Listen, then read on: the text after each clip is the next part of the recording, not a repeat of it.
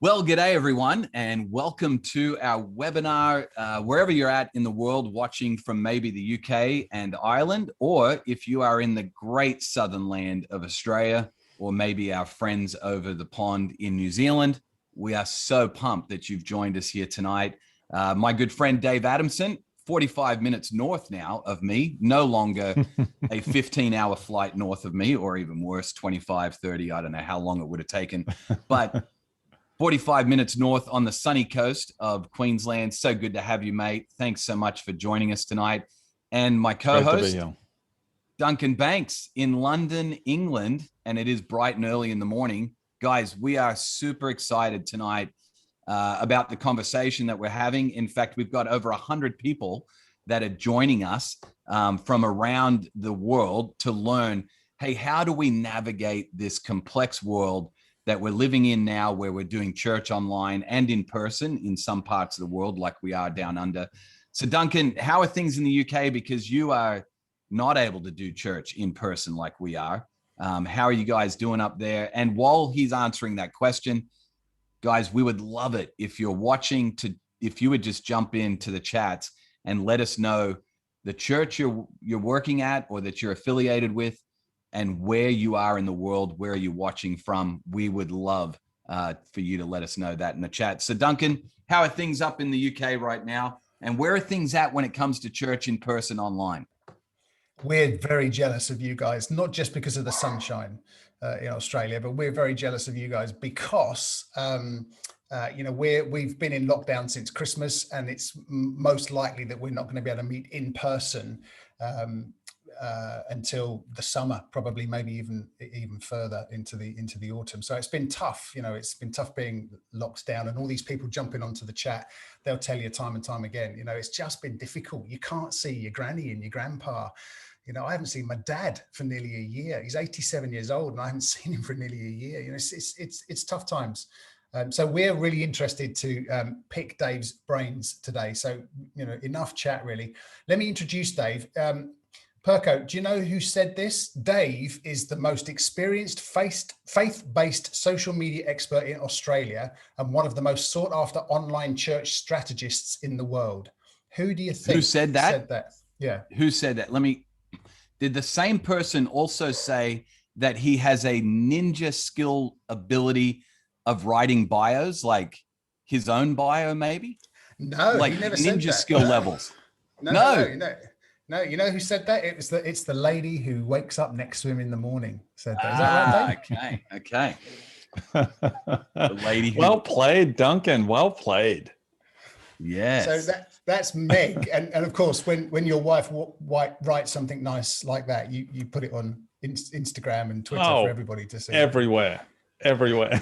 Hey, listen, Dave, last time we were on a webinar together, you were the digital pastor, and you had been the digital pastor for a decade at Andy Stanley's church in Atlanta.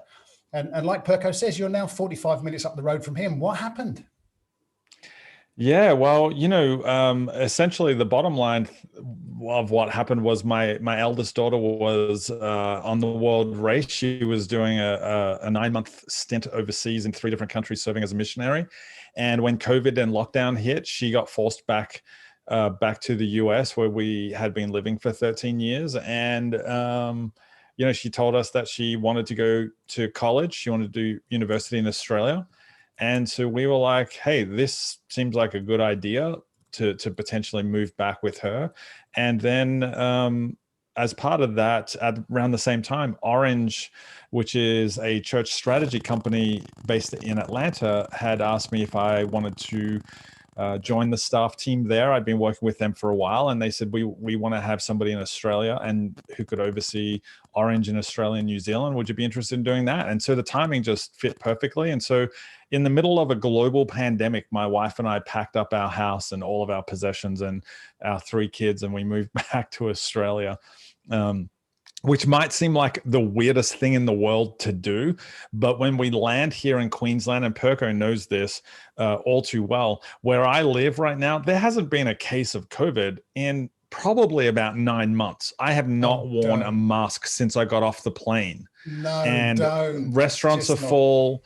The malls are full, the shopping centers are full, and church here, of all the church leaders I've spoken to, are roughly about 85% back to full capacity. So it's pretty interesting. It's a pretty interesting time to be living right here where I am right now. Yeah, I'm getting this global, I feel like I'm getting this global perspective of what's going on in the church as well, beyond just the American church, which, you know, I've been connected with for so long.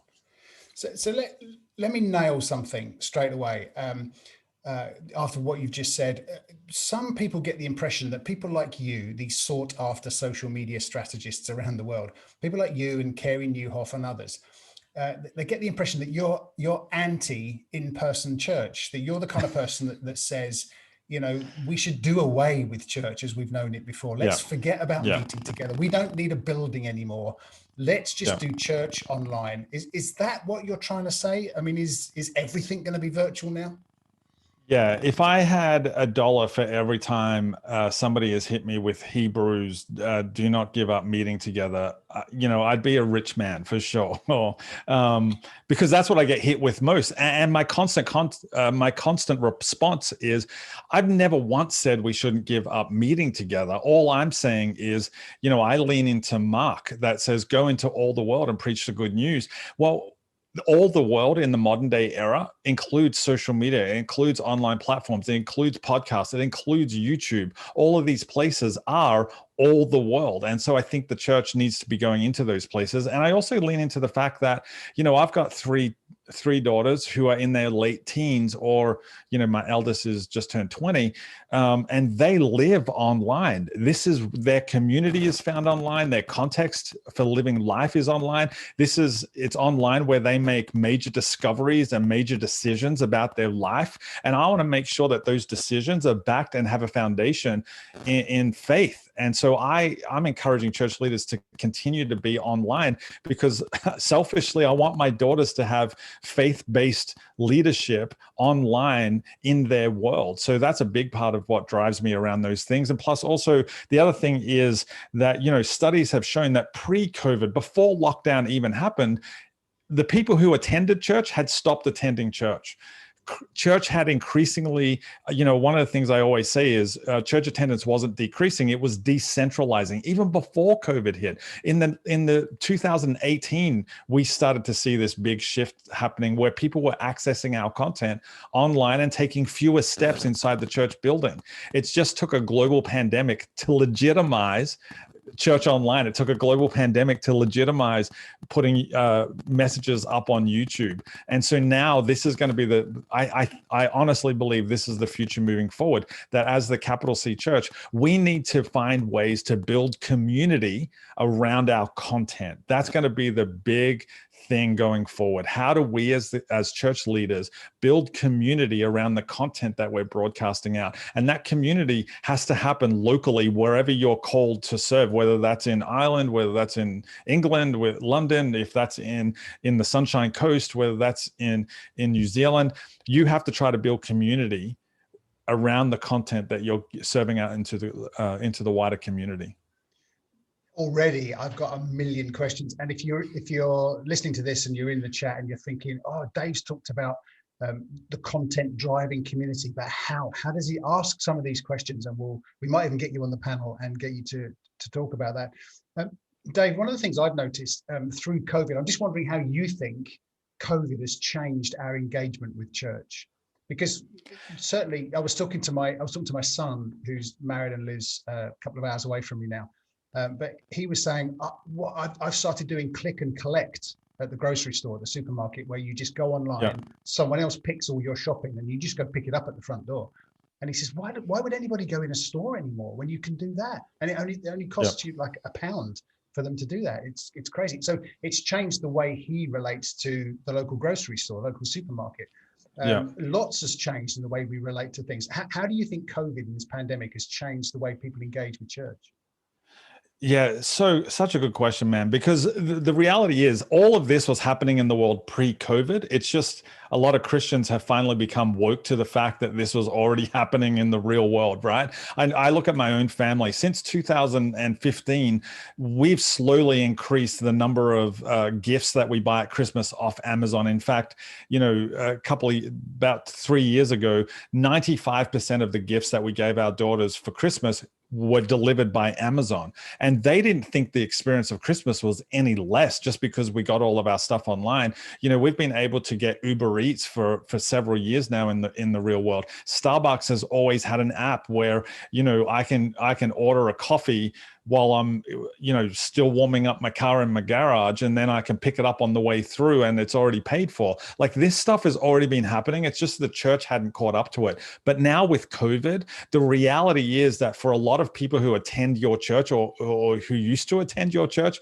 their habits have shifted so much that they've become used to accessing your content online in the Sunday mornings in their pajamas, or even Sunday evening or Monday evening when they're watching it on video on demand. Like, that's just the way that it started to happen. And we as church leaders, we can either fight against that and push back on that and say, no, you have to come to a church building, to a specific place at a specific time that we deem required, or we can go with it and we say, hey, we're going to put on this event, this physical event in a building in person, but we're also going to stream it online to fit in with that video on demand lifestyle that everybody has. Just before we came on, the three of us were talking about watching Ted Lasso, and I'd said that I watched it 3 times, the whole series. I didn't watch that when the TV company decided I should watch it. I watched it on demand because that's the world that we live in. So that's why I say it's really important that we start to build community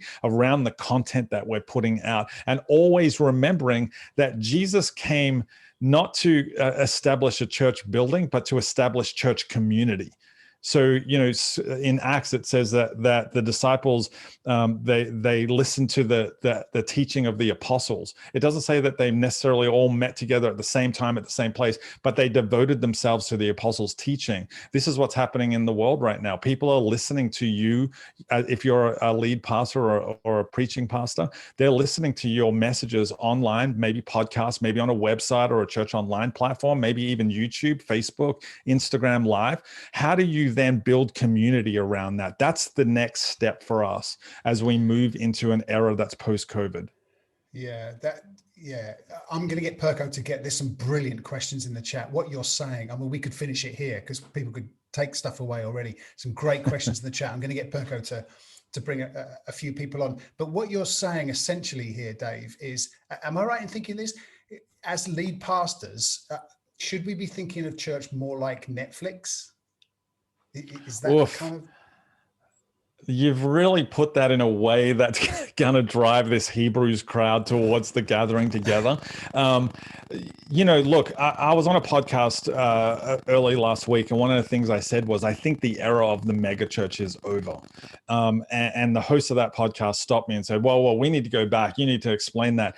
And I was like, oh gosh, should I have said that? But that's honestly what I think. I honestly think the era of a mega church is over, because people can now listen to your church. Like, all the church leaders who are watching right now, if you're a lead pastor or something along those lines, people can listen to your message on podcast. I think the big idea, the thing that we most want, is that they're gathering together in circles during the week to discuss that content in a community. It doesn't have to happen on Sunday between the hours of 9 and 10 a.m. It can happen in people's homes if they're accessing that content online or they're listening to it on a podcast. And the reality is, this is not a COVID thing. I think we all keep saying, oh, it's COVID, change the church. No, this was changing. All the studies across the world show that people had stopped attending church on a regular basis. The regular church attendee was attending once every 5 weeks. That means of the other 4 weeks, they're watching on YouTube, they're watching on Facebook, they're listening to a podcast, they're on your website, they're watching video on demand. They were already doing that. It's not changed, but we just need to change our approach to it now that model, that habit has really settled in on the people in our church. Yeah, brilliant. Duncan, we've got a couple of questions for people that are coming in, and I'd like to bring somebody in to ask their question live on the panel here. So I'm going to go ahead and bring in Maddie Banks from the UK, Finch Hampstead Baptist Church, is with us. Maddie, great to see you, mate. Thanks so much for joining us. Yeah, what time is it in your neck of the woods? It is 9:15 currently. 9:15 in the morning. Just so you know, Wednesday's a great day. Dave and I have experienced it. Phenomenal day so far. So you're in for a great day. Good, no surprises. Maddie, Maddie, you had a great question. In fact, you had a couple of great questions. And I'd love it if you'd ask Dave those questions for us live. Sure. Yeah, that'd be great. So I was wondering, I'm currently reading Nona Jones's book, the social media to social ministry stuff.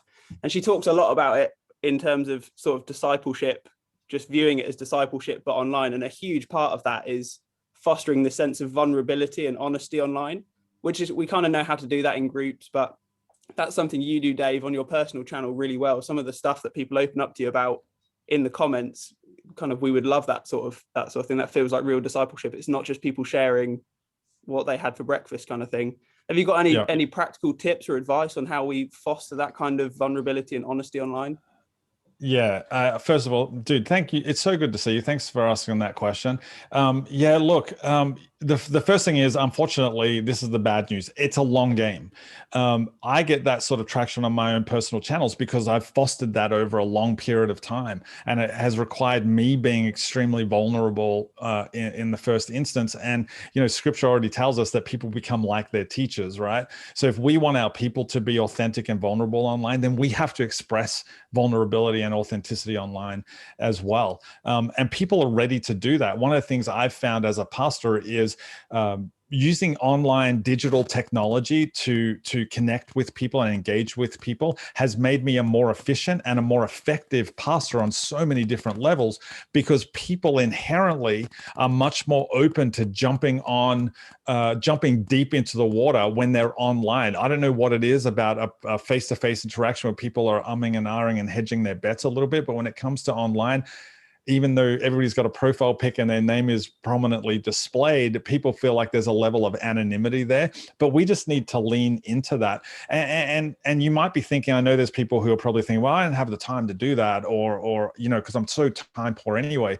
But I think it can be extremely simple. I always go back to this one story that I got from a pastor who was in Texas just at the start of the lockdown in the US. And he said to me one day, he'd been posting his messages, 35, 40-minute messages that he took all week to prepare. He'd been posting them on his YouTube channel for about 18 months to 2 years and was getting maybe 280, 300 at the most views on those videos.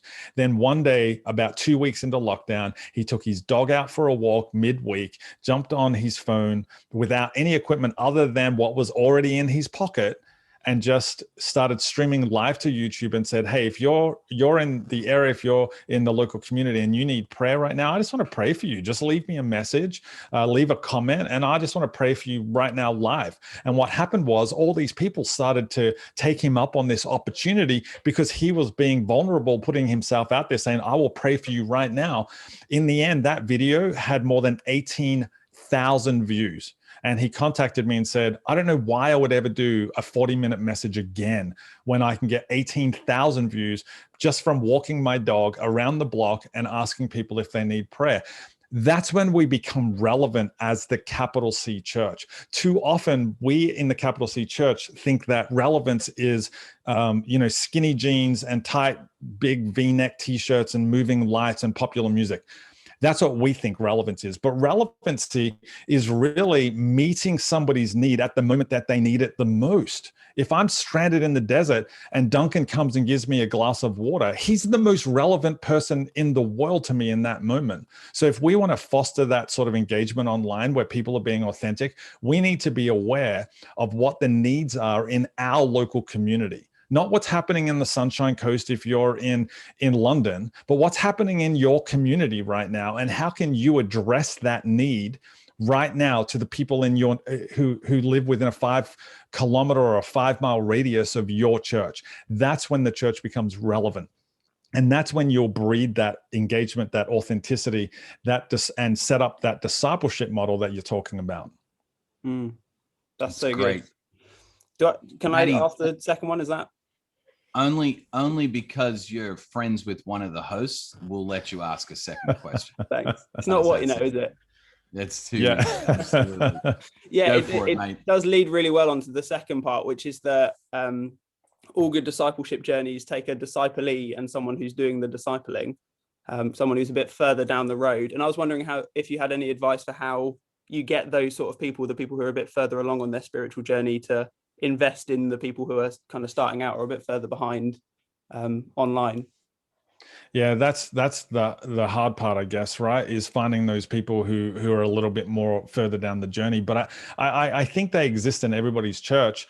I think sometimes it just requires us to give them a little bit of a prompting, no matter how big your church is. I think there are those people who are ready to make disciples, who are ready to disciple some people, that they maybe just need a little bit of a poke. And for some people, I think it might be overcoming the hurdle of leveraging online technology to do discipleship. I think too often in the church, we've built up discipleship to be this thing that has to happen in person. It has to happen face to face. In fact, I think we've turned it in a lot of churches into like a 6-week course you can do to learn how to be a disciple or to be discipled. It's a 6-week course. That's not biblical. Jesus didn't do a 6-week course on discipleship. He was in people's lives, in his disciples' lives for 3 years, 24/7 across 3 full years. Like, that's what is required. And again, sometimes the pushback I get is similar to the Hebrew stuff. Well, Jesus was with them face to face and personally. Yet one of the, outside of Jesus, probably the greatest discipler in the Christian Bible is Paul. And Paul discipled people who were hundreds of miles away from him using the technology of his day, which was letter writing. Now, Matt, I know you're pretty young. So letter writing is when you take a pen and you push it down into paper and you move your wrist around. Like, that's the technology of Paul's day. He leveraged that to disciple people who are far away from him physically, right? And I think as the church, we just need to do the same. Find those people who are ready to disciple people in the same way that Paul did, and let them loose on the technology of our day to make a difference in people's lives. It literally goes back to a first century model. We have the technology available to us today. And I honestly think, Matt, you probably know this better than any of us on the panel because you're a digital native. You grew up with this technology. But we have the technology to literally go into all the world. For the first time in human history, we can go into all the world in an instant. Yet we don't leverage that because we place the value of the face-to-face at the expense of the online. And I think that's where we need to shift. And if we can get some people on board at our church who are a little bit further advanced in their faith, who are ready to embrace some simple technology like a Facebook Live or lead a Facebook group, then we can really disciple a lot more people and make it more efficient and more effective than it's ever been before. Because we don't require them to give up one night a week to put 4 hours into a class. They can literally do it in small bursts throughout the entire week.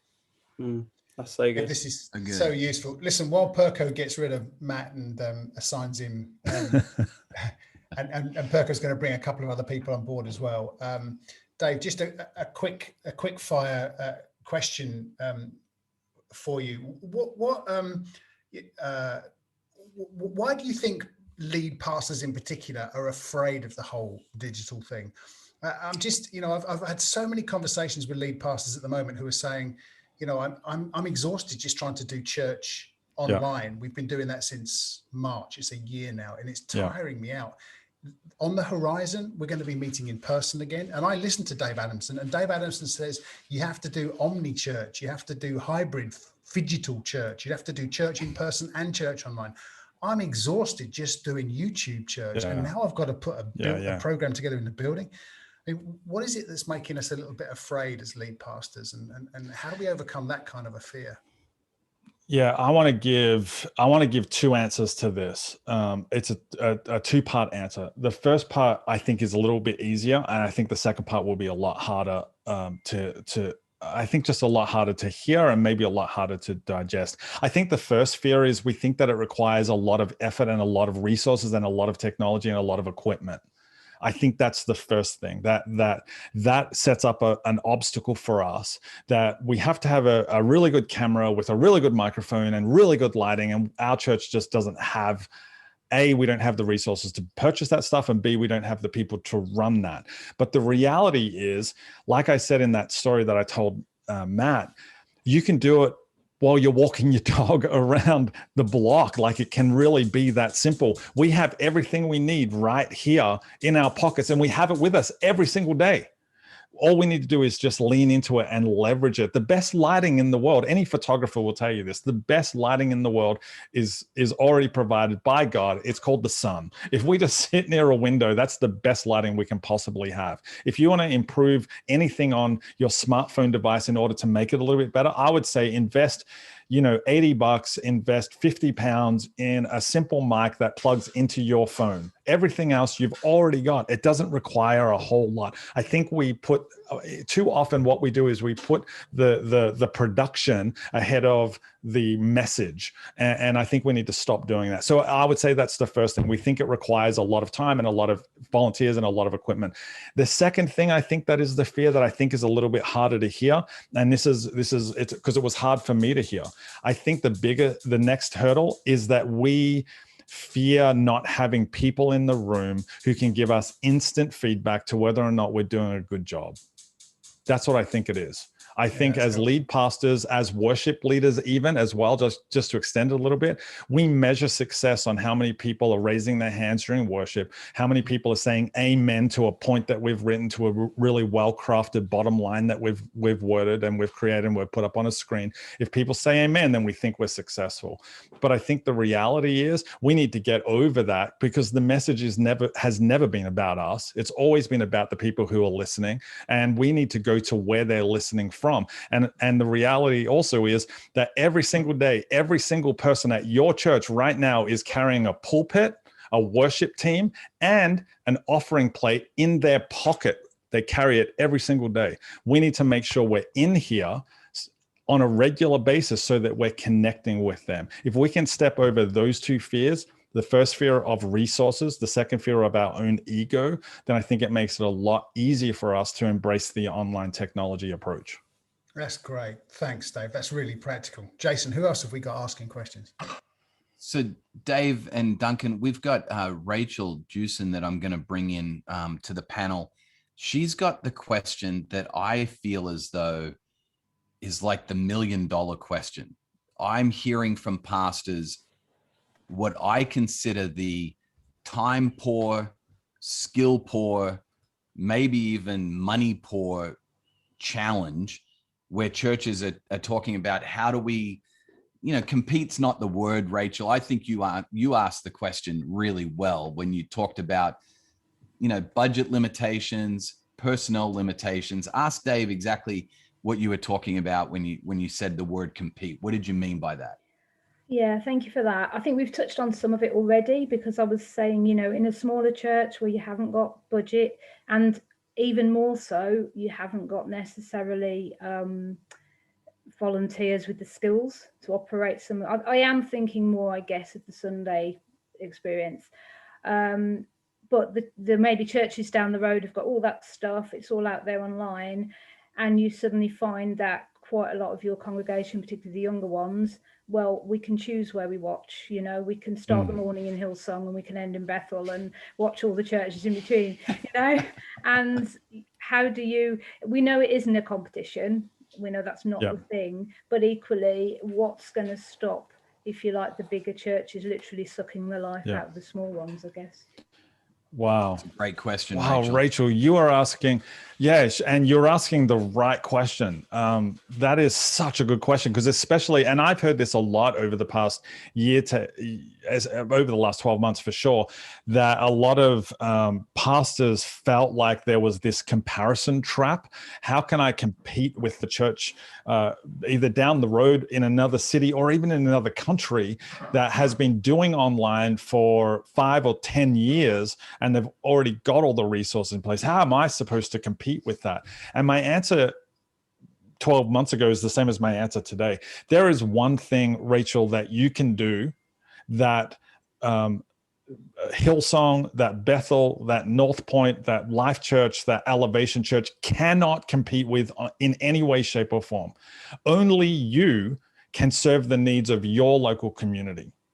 They might get their message at Hillsong. They might get their message at North Point, but only you are the person who can have somebody drive around and do a drive-by in their house, in their driveway, and talk to their kids, socially distance. Only you can provide that sort of thing. Only you can speak uniquely into the problems in your neighborhoods. And so I think as church leaders, we need to be leaning into the calling that we originally got when we stepped into ministry, because nobody willingly steps into ministry. We do it because we got called into ministry, and we got called into ministry usually to serve the people in the local community around us. And we need to go back to leaning into that. It's not about what's happening at North Point. It's not about what's happening in Sydney. It's about what's happening in your neighborhood. And nobody can compete with you on that. Yes, they might have better cameras, better lighting, better volunteers, but they don't have their finger on the pulse of what's happening in your specific neighborhood better than you do.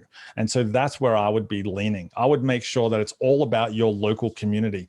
My friend Jeff Henderson always says, for too long, the church has been known for what it's against. It's time that they were known for what we are for. And if you can let your local community know that you are for them, then that's going to make a huge difference. If you let the local businesses in your neighborhood, within a 5-mile radius of your church, know that you're for their local businesses, that you're for their local restaurants, that you're for the local emergency services, that you're for the local medical staff and doctors and nurses, then that's going to play, ultimately, that's going to have a bigger impact than anything that Brian Houston will do, anything that Andy Stanley would do, or Stephen Furtick, or any other mega church pastor. Only you can do that. That's Dave. A brilliant answer, Dave, because I can just, I can imagine Andy Stanley standing on a platform in Atlanta saying, I understand if you're a parent, it must be really hard work homeschooling your kids right now. But Andy Stanley can't go and stand outside your local school and say, don't you wish your kids were back in here?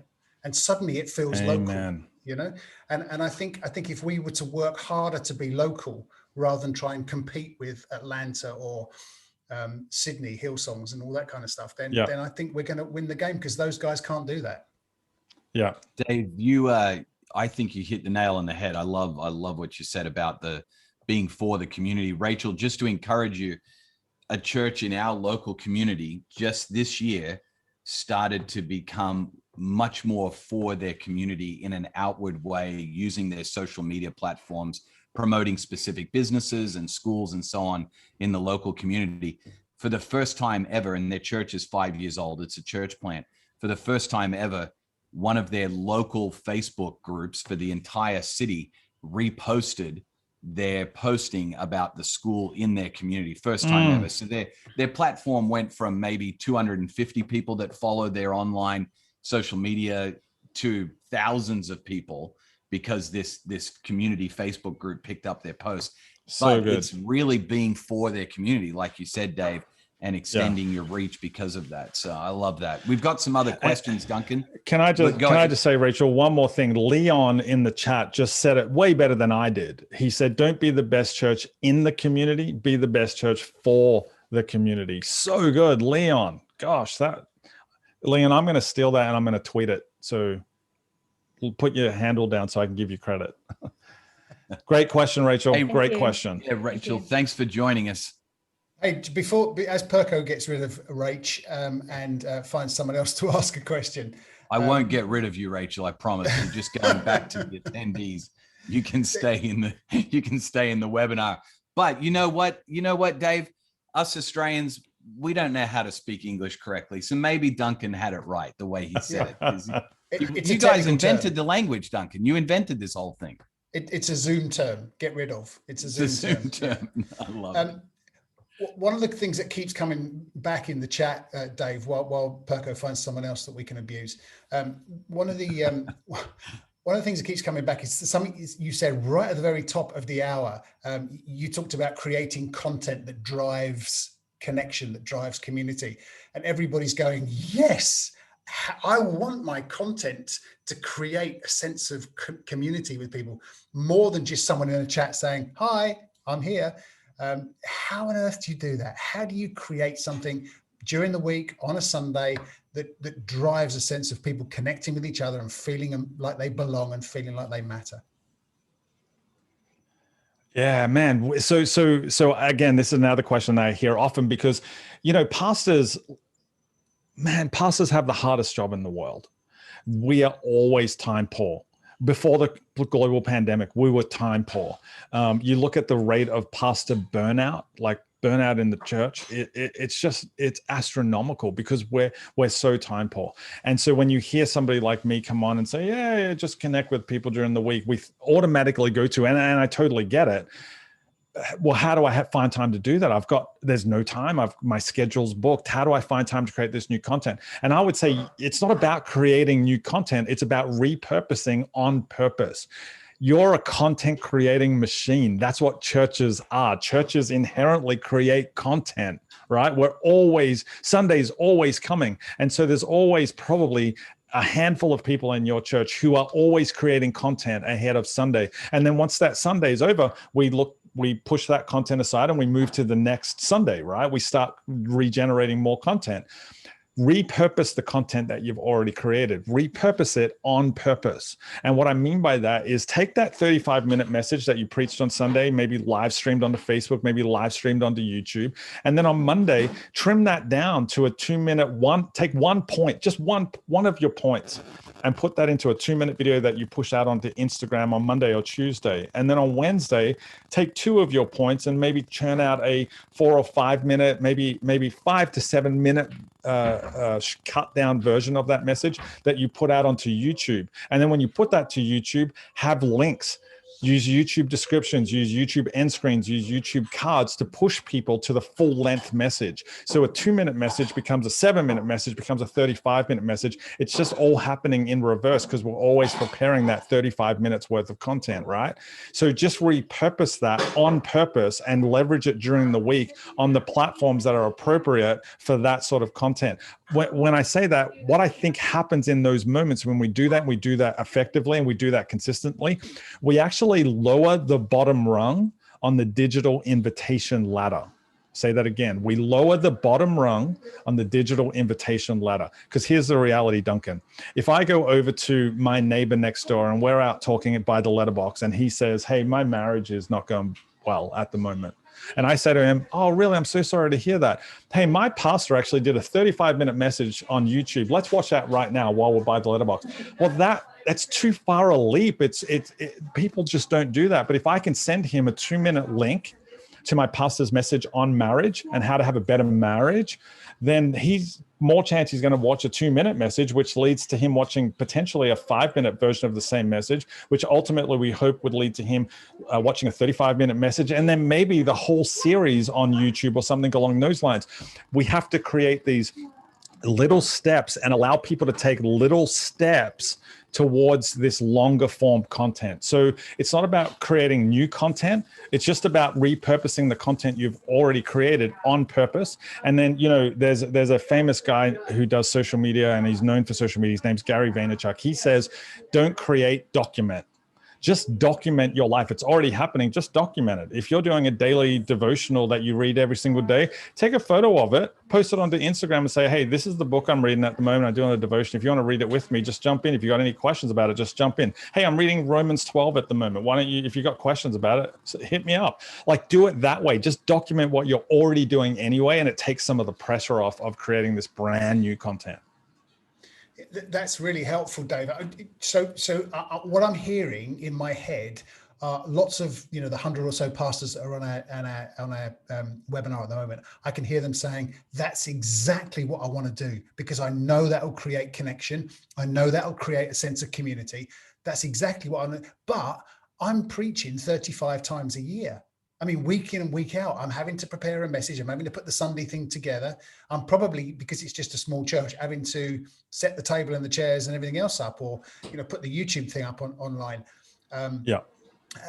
What do I do when I'm skills poor and I'm time poor? So that's where I want to get to, but I'm not sure I've got the capacity, because I'm preaching every Sunday, or the skills as a 55, 60-year-old pastor to make those kind of things happen. Yeah, I think this is where we need to start doing one of two things. First of all, we need to be establishing a bench of speakers, communicators in our church who we're coaching and training up, if the tip of the spear is just you, if you're that point in the funnel that everything rises and falls on your ability to get up every single Sunday and produce something, then there's something wrong. We need to make sure that we're bringing up the next generation, or even peers in your same generation, or even older people who, depending on your age, who are capable of delivering a message, and you feel confident in that they're not going to say something that is going to bring the whole church falling apart. But creating that bench of speakers, I think, is important. And the second thing to that is maybe we need to change up the way that we do things. Maybe we need to change up the way that we produce that message. Because let's be honest, writing a message from scratch takes a lot of hours of work. That's just the nature of the beast. But if we're creating content for 35 minutes, maybe we need to start creating content for 15 minutes. Or maybe we need to bring somebody else in. Instead of just having a bench of speakers, we actually bring a team of speakers on to preach a particular message. Maybe it's all about a conversation at the moment. And this is a YouTube thing, right? The channels on YouTube that grow exponentially ultimately do so by getting to a phase where they do what is called a collab. A collab is a collaboration. They partner with another YouTube channel who's maybe got the same focus on the content that they create, or the same niche, and they collaborate with them to create shared content that they both show together.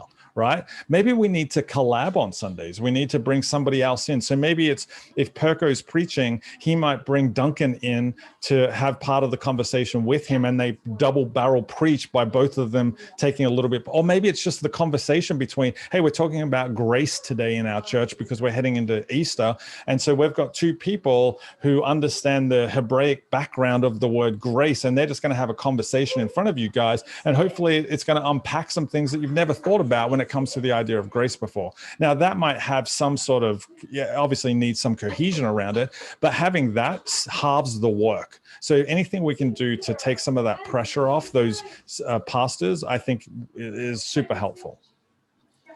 Yeah, that's Dave, awesome. that's Sorry, Perko. Jason's going to bring someone else on into the call. But there's a brilliant question here from one of the lead pastors in the Further Faster network that I helped to lead. So help us as preachers. You know, I'm a preacher. I know all of us, all three of us are preaching regularly. When we're preparing our 25-minute message on a Sunday, what can we do to make it easier to split up into these smaller social media nuggets that you're talking about? Because just to give the 25-minute message to somebody and say, find a 60-minute clip out or 60-second clip out of that, it's kind of hard. I mean, I've noticed Andy does that, Andy Stanley. I've noticed there's always a little minute clip that he does, and you think, has he purposely done that, or have they found that? Or it just seems, I mean, he's a genius, but it just seems genius anyway. How can we go about creating? I mean, I guess the question is, do we just have to put it into our 25-minute message, or do we have to, separately do a piece to camera that's 60 seconds long or 3 minutes long or something? Great question, man. It could be either. That's the reality. I think it could be either of those things. So 2 weeks ago, I preached at a church here on the Sunshine Coast, a church called Sun Coast Church.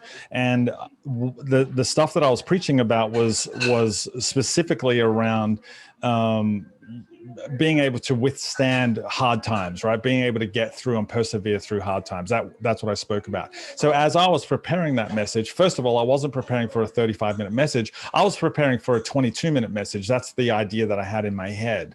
So I instantly shortened that just a little bit. Also, the other thing I did was I created slides that had certain sound bites on them that I knew were quote unquote tweetable, like they were within a 240 character word limit that I knew people could tweet straight away. So it was a memorable thing, and that's a strategic thing to make the message sticky, right? So when I'm creating messages, I'm thinking through what is that 2-minute clip, and how can I lean heavily into that 2-minute section where I'm making my main point, and how can I make that as sticky as possible? So I will typically work through stuff like that and process some stuff like that. Then the other thing I did is literally as soon as the message was over, I'd been worded up to do this, before the message, but in the evening, as soon as the message was over, I turned around and there was a camera on stage where I did like a 2-minute little thing. Hey, I just finished preaching here at Suncoast. The thing that I talked about was this, and this. The verse I used was this verse from Jeremiah. And so, if you're struggling with anything today, if you want to have more perseverance, if you want to know how to get through hard times better, click on the link below and it'll take you to the full message. Like I did a little soundbite thing that I recorded as soon as the message was over while the content was still fresh in my head. Now, I didn't have to write anything special for that. The content, I just preached it. It was already fresh. So I just turned around and literally just did it. So I think you can do a little bit of both. Now, Andy, he's on a whole other level. He just creates things that are sections of 2-minute tweetable things, right? So that's a whole other level. I'm not at that level, but I do process standing on it. his shoulders. We're all standing on his shoulders. Let's be honest. Exactly. But he's been super kind to put into books and videos so much that we can learn from. It's so anyway. He outlines, yes, exactly. He outlines this. He outlines exactly how he preaches in a book called Deep and Wide. If you haven't read it already, if you're in Australia, hit up Perko, he'll get your copy. If you're in England, or the UK, hit up Duncan, he'll get your copy or help you get a copy. So this is all outlined, but this is specifically how it works. And to me, this is just about, when Matt was on, I look at somebody Matt's age, right? They grew up watching YouTube. This is the sort of style of communication that they're used to, this YouTube style of communication. And I think we as pastors who are a little bit more seasoned, we need to watch that. We need to lean into that. And maybe we need to rethink some of the approaches that we've typically had to the way that we preach. Maybe we need to rethink the model. Maybe COVID is a good time for us to do that so that when we get out of COVID, we've got a style of communicating that will reach more people and last a little bit longer. Hey, Dave, that's fantastic tips, mate. Fantastic tips. And I would encourage anyone that's listening, watching, now or after the fact, because we will turn this in to a podcast. We then steal, we've stolen all of Dave's ideas. So we'll turn it into a podcast. We'll turn it into our YouTube channel at bricksandclickspodcast.com. You can find all the information there. We'll create some PDF from Dave's insights that, 5 key things that we can send out to you in an email as well to make your online church better. So thank you, Dave, for allowing us to steal all those creative ideas and how we can take a 1-hour webinar and turn it into so much more. Really, honestly, thank you for sharing that with us months ago. So that's the first thing. Second thing, just to take care of a couple of housekeeping things. I want to just quickly give Duncan here in a second a chance before people may have to start to drop off in maybe 15 minutes or so. We'll keep going as long as there are people asking questions. But Duncan, you've got a great webinar coming up for the people in the UK and Ireland with Andy Stanley next week. Is that right? Do you want to just quickly talk about that? And then before I bring the next person on, I'll quickly talk about, we mentioned a moment ago being for your community. Jeff Henderson is going to be doing a webinar later this month. I'll bring up the date really quickly for everyone. It's Thursday, the 25th of March, and it's going to be at 10 a.m. Brisbane time, 10 a.m. Brisbane time. But again, if you go to bricksandclickspodcast.com or to any of our network websites, so furtherfaster.network or irresistiblechurches.network, you'll get information about these webinars with both Jeff Henderson, how you can be for your community, how you can be a church that's known for what you're for. Duncan, tell us a bit about the webinar with Andy Stanley coming up that people can register for, and then I'll go to the next question. When you ask someone a question and you don't think they're ever going to say yes, so I just said to Andy, any chance? I mean, we have Dave Adamson regularly, and Andy said, Dave who? Don't know him. No, that's not true. I thought Dave, Andy actually said, I'll text Dave and tell him that don't do that webinar. I'll do one for you just next month, mate. So I honestly thought his assistant would just say, no, Andy's far too busy. And his assistant came back and said, yeah, sure. So suddenly I panicked. And already there are hundreds of people signed up for this webinar. And we're just going to talk to Andy about leadership, how he's led his church through COVID and what we can learn about that. And I don't know anyone better in the world to talk about digital church with than Dave. And I don't know anybody better in the world to talk about leadership with than Andy. So I am so pumped that he's going to join me for a conversation on the 18th of March. It's at noon in the UK and Ireland, which is probably not a good time for you guys in Australia, but it will be recorded. So it's we'll put it on Bricks and Clicks. Yeah.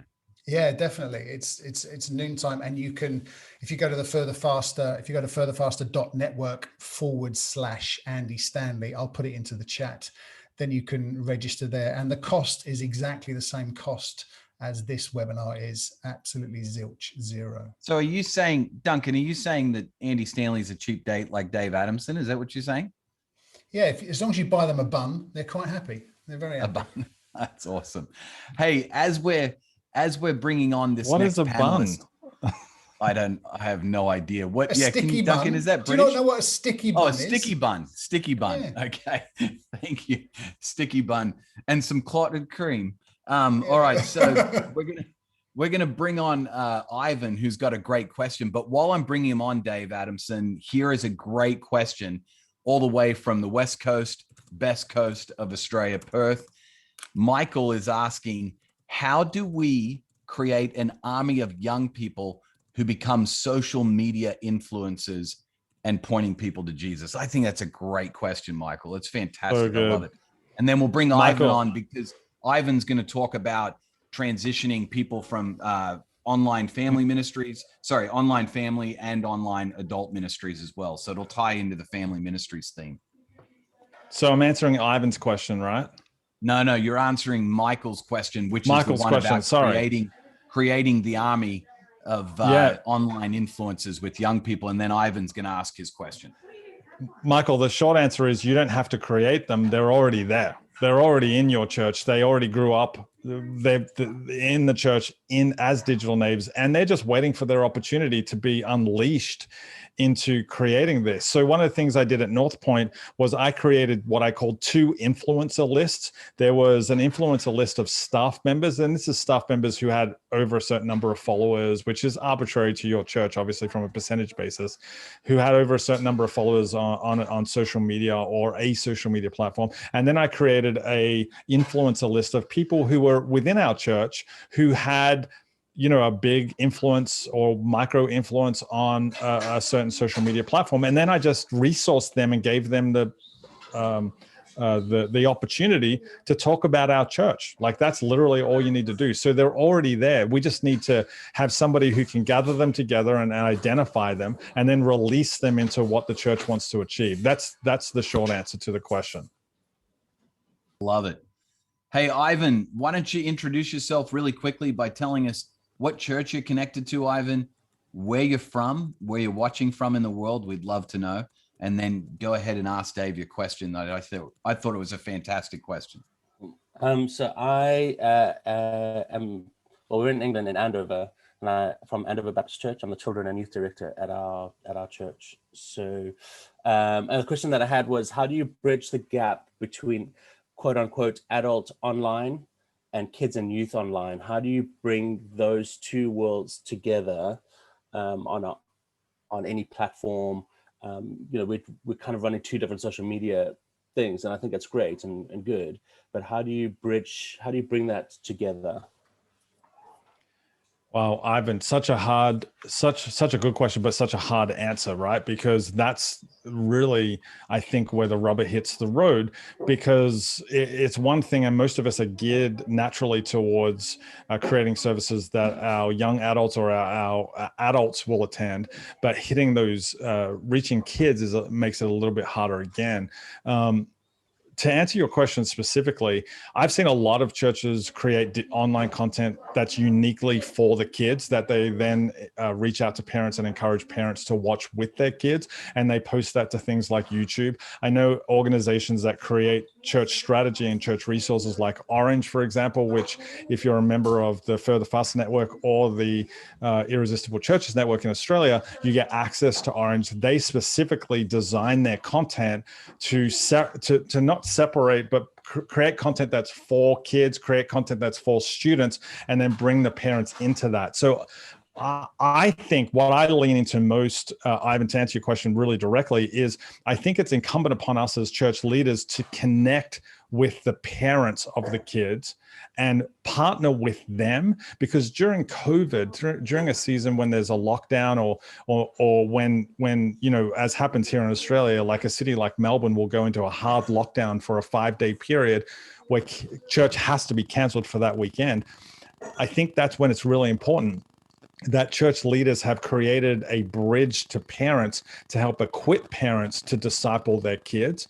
Parents during a pandemic are bearing the brunt of the expectations of the workload. They're trying to keep their jobs, trying to work from home. They're often the teacher because their schools have been closed down, or there's online learning. And then they're also the youth pastor as well.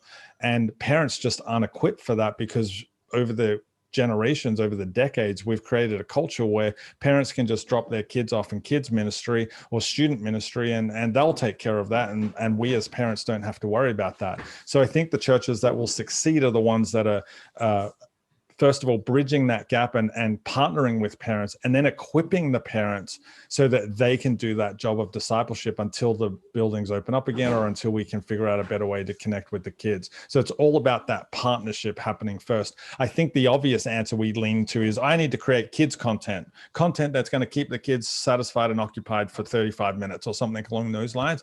But I think what's more important is for us to create resources that equip parents to have those conversations and do the discipleship with their own kids. Right. So good. And just so, Ivan, I don't know if you're already a part of the Orange community.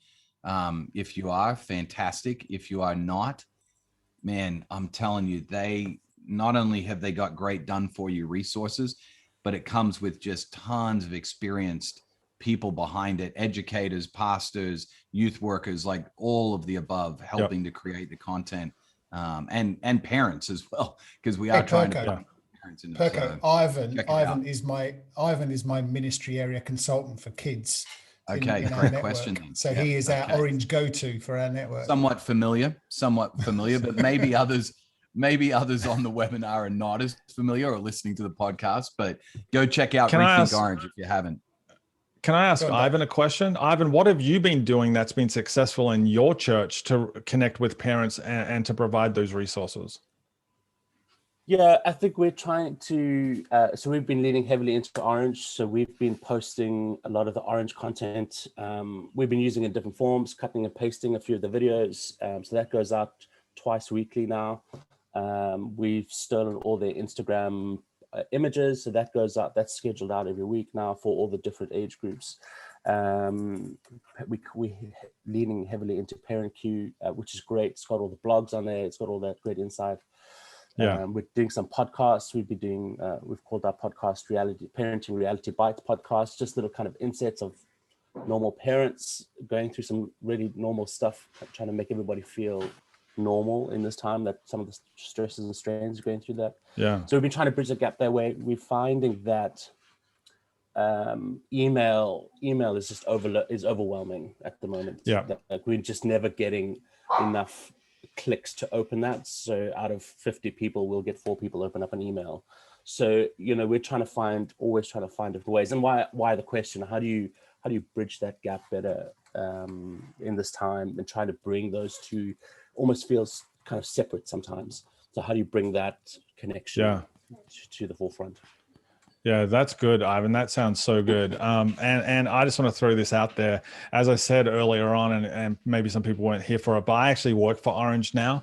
And so I'm the director of Orange for Australia and New Zealand. But if you're in the UK, if there's anything I can do to help support your efforts, anybody who's watching this, if you want to know what Orange is, or if you're using Orange and you want to get deeper into it or leverage it a little bit more, or find out what Ivan was talking about with Parent Q, please email me and I will connect you with the Orange specialist for your area, for your community, because we do have those. So just you can hit me up at dave@thinkorange.com, dave@thinkorange.com.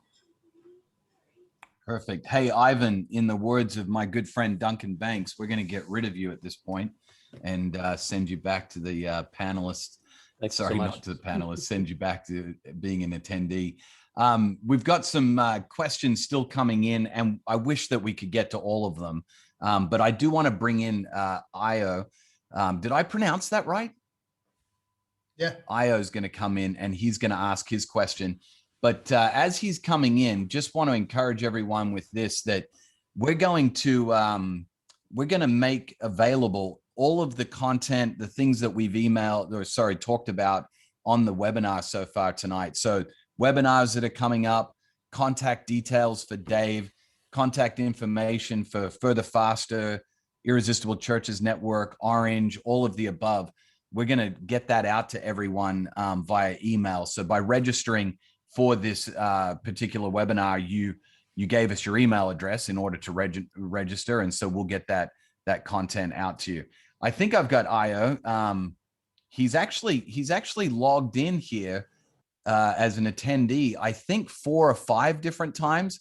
This guy seems to have a lot of technology going on. Wherever he's at, he is an attendee 4 times over, which is impressive. I mean, I'll be honest, I've only got 3 devices, and I don't think my Apple Watch lets me do a webinar. So I'd be down to just 2, my phone and my laptop. But 4 logins to the webinar, I think that should get some sort of an award, Duncan, in my opinion. Io, if you are there, man, we would love to hear your question. So go ahead and reveal yourself.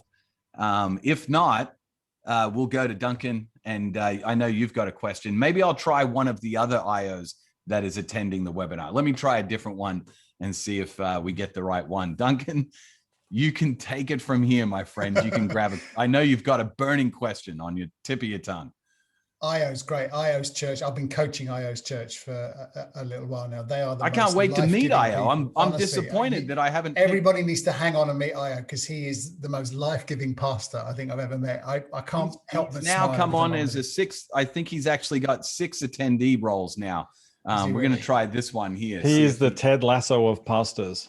He's the Ted Lasso. IO. There he is. There he IO, our infamous, famous Nigerian pastor from the UK with 6 attendee rankings in our you know what, this is the way, Duncan and Dave, to make you feel better about your webinar, is to get a few friends to actually log in 6 or 7 times, and all of a sudden you got hundreds of attendees on your webinar. It's fantastic. No, it's because IO likes the deal. He knows it's free, so he's thinking, I'll register 6 times because it's free. That's I want to get this. I want to get this webinar. I think I just solved the mystery. It. Actually, we had some of the leaders in our leaders group asking for the link, so I've forwarded the link to them so they could join the webinar. So because it's specific to my name, they've used they're all logged in as you. So. And then when I brought them into the panel, they were scared to death to turn their video on. That was the last thing they wanted. I don't want to be on that panel. I love it. Ask a question. I'll ask the question.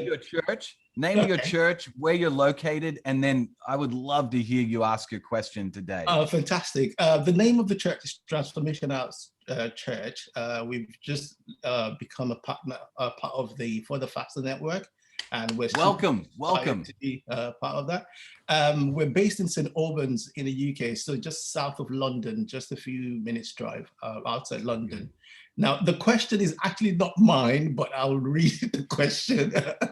It says that we're all in agreement that the digital and physical experience are valuable.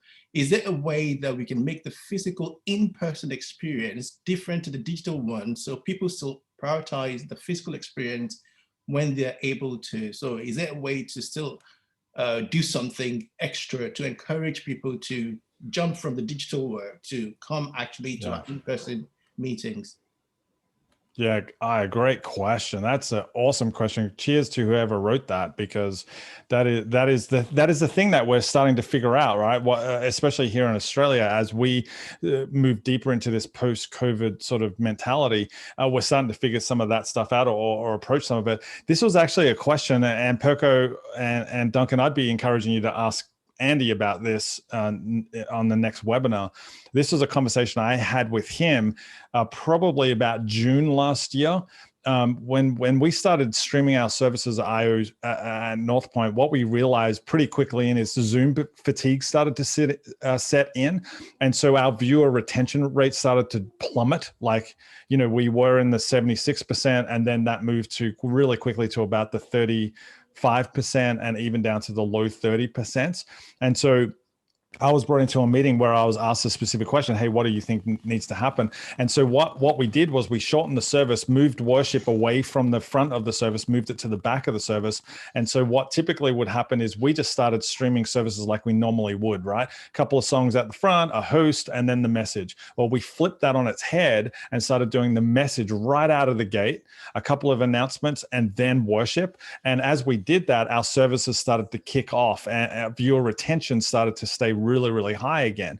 And so what I suggested in those moments, as we saw that starting to happen, was I said to Andy, if we start our services typically at 9 a.m., I think the live stream of those services should start at about 9:15 with a host that's maybe live in the foyer or maybe live in the control room or in the hallway, something, and is just basically biding time until worship is over, and then saying, hey, we're so glad you joined us today. We're going to be hearing a message from Andy Stanley. He's going to be preaching about this specific topic, and this is part 3 of a series, whatever it might be, and then throw directly to the message to keep that online component really, really short. And what that does is I think it would create that we'd still have that good viewer retention rate, but it also creates an opportunity. If people want to experience that live worship, they have to come to the building. We've removed that from the live stream, and we've created an element in our service that already exists that they can't get any other way other than being in the building. And for me, as an online pastor, as a social media pastor, as somebody who obviously, loves this style of ministry, I think the one thing that online can't crack is in-person worship. So if we kept that from our live streams and made that an in-person only event, that's what I think will entice people to come back to the building. Because I do think we need to get people back into the building, but we need to make those online opportunities available as well. So that's how I would be doing it. I would take out the worship from the live streams that we do in a couple of months from now and just make that an in-person only event. That's fantastic. On behalf of all the IOs on the call, I want to say a big thank you. I was actually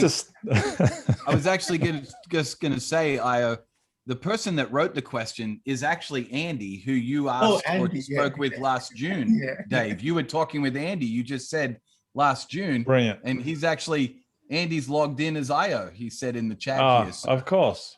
Hey, Andy. That's Andy's asking the question through IO's link. I love it. Duncan, you've got a final question for us to wrap up the webinar. IO, mate, welcome to the network. You have found an incredible tribe of leaders in the UK and Ireland. I love hanging out with the Further Faster network, and I know you will too. So welcome to the network, mate. And thanks for being with us on the panel. We'll let you get back to being attendee. Hey, listen, I've noticed Kevin Thomas. He's one of the pastors in your network, isn't he, Kevin? And he says he does what Dave's talking about: 2 songs at the front as part of our feed, and then post feed 20 minutes worship and prayer. I've talked to Kevin. I love the model that he's putting together. What church is he at? Can we go and see that online? Yeah, it's our church in Burleigh Heads, Queensland. So our church, not as in like Dave and my church, but it's a brilliant name, guys. Our church, OURCHURCH. Burleigh Do you want to come Queensland. Do you want to come to our church on Sunday? Yeah, it's brilliant. Exactly. I love it. But honestly, check that out, because I've talked to Kevin before and I'm really impressed with that. It's fantastic. They also, Duncan, they also are pioneering something, in-person gatherings, because they happen to be in a community that is heavy in the hospitality industry, which I know in the UK and Ireland, you guys are like, hospitality industry? What is that again? We actually are going out to dinners and things like that nowadays. And they're on the Gold Coast. And because of the hospitality industry, so many people are working on the weekends. They're doing something that is unique that I love. And Dave, this goes back to you being you in your community for your local community. They've started Monday night gatherings for their local community, which is a brilliant concept to make it available and accessible to people that are working on the weekends. I love it. Yeah. Okay, our time is through. We've gone 10 minutes over what we should, but I have one more question for Dave. Just before I do, if some of the things, if you're in the UK or you're in Ireland and you listen to this, and some of the things Dave is saying is really making you think about how do I take a next step and start moving forward with this. We're running what we're calling a leadership cohort, the Further Faster Network. So April, May and June, you sign up and there's a call once a month for 90 minutes where we get some input from some of Andy Stanley's staff at North Point. And then you get a chance to meet with some like-minded leaders. You get a ton of resources as well, just to help you take some next steps in all this stuff. So it's April, May and June, 3 calls. And the cost of that is exactly the same amount of money as you've paid to be on this webinar with Dave. It's completely and utterly free. I'll put the address into the chat just there, so you can sign up there if you'd like to be part of that, and we'd love to see you there. But Dave, I wonder if you could, I'm being a bit greedy here because I'm talking on behalf of UK pastors here, and what's happening in our country right now is that we're probably going to start meeting in person the back end of the summer, I reckon. So we've kind of got from Easter, which is happening in about 3 or 4 weeks' time, until the back end of the summer to start preparing ourselves for in-person and digital services. Could you give us a bit of a, what are your top 3 tips? What should we be concentrating on, focusing? We're lead pastors. We don't want to just suddenly turn up and our Prime Minister say, you can go to church next Sunday. And we think, let's ditch the digital and get straight. What can we start doing now so that there's a seamless link between digital and physical when we get to the summer and we can start meeting in person? What should we be focusing, paying attention to, concentrating on? Give us our marching orders for the next 3 months. Yeah, good question, good way to end it, because I think this is not just for the UK. I think it's for Australia and anybody who's really watching as well. First of all, I would say make sure that when you step back into your building, you don't step back into time. As I said earlier, the world has changed, our habits have changed, and so we need to have this online component, whether it's what I just suggested before to Ayo or Andy, whoever it was that asked the question, about keeping something from the live stream, like worship, for example, to make that the enticing thing that gets people in the building. Starting to process that now before it comes up, and how you would go about doing that, I think, is a huge part of the key. The next part is now is the time, if you haven't done it already, now is the time to start building that engagement that I was talking with Matt about during the week on all of your social media platforms. That might mean that you take your dog for a walk and pick up your cell phone and stream live to Facebook or stream live to Instagram or stream live to YouTube, and just ask people how you can pray for them in your local community. So that would be one thing that I'd be doing now if you haven't done it already.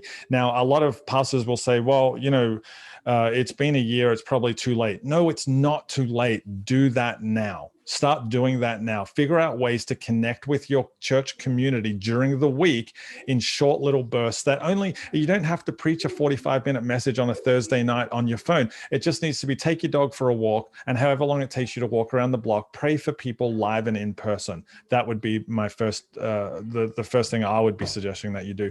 And then, outside of those things, now's the time for you to start building a robust social media presence across the board. So that's YouTube, that's Instagram, that's figuring out how you're going to be leveraging those things during the week. And then also creating that content, repurposing on purpose, like I said, taking that content and figuring out how you're going to break that down. I've got actually a little PDF that I could probably send to you guys, and I'll brand it specifically.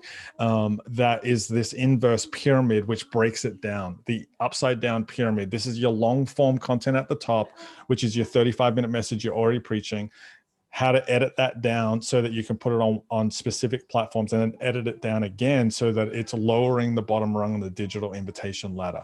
So they would be the things that I would be doing right now. It's not too late to do any of those things. Now is the time that you need to be doing it as you start to move into that hybrid, or what I call the omni-channel approach, where you are seamlessly connecting with people throughout the week with a single concentrated message that isn't about recreating new content. It's just about distributing the content that you're already creating in strategic ways on strategic platforms to reach strategic people. And then the last thing would be, leaning into that thing again. Find out what the needs are in your local community and figure out ways that you, your staff team, and your whole church can meet the needs of the wider community. That's what people are going to remember at the end of the pandemic. They're not going to remember how good your live stream was. They're not going to remember how many times you posted on Instagram. What they're going to remember is when our time of need, that church down the road, they stood up and they served and they supported us and they encouraged us and they gave us hope.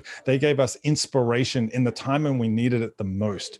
And so when things go back to quote unquote normal, but their life starts falling apart, they're going to go, what can I do? Well, I'm going to go to that church that was so inspirational, so hope-filled, so helpful during that COVID period. So start figuring out ways to do that now and start figuring out how you, your staff, and your church can meet that need. And the great thing about that, guys, is it doesn't require an expensive microphone or an expensive light or a really expensive camera and somebody who can operate it. This is stuff that you can do right now for free, and it gets to know your community a little bit better and figure out ways to be relevant to your community. Andy Stanley can't do that. Stephen Furtick can't do that. Brian Houston can't do that. Only you can do that.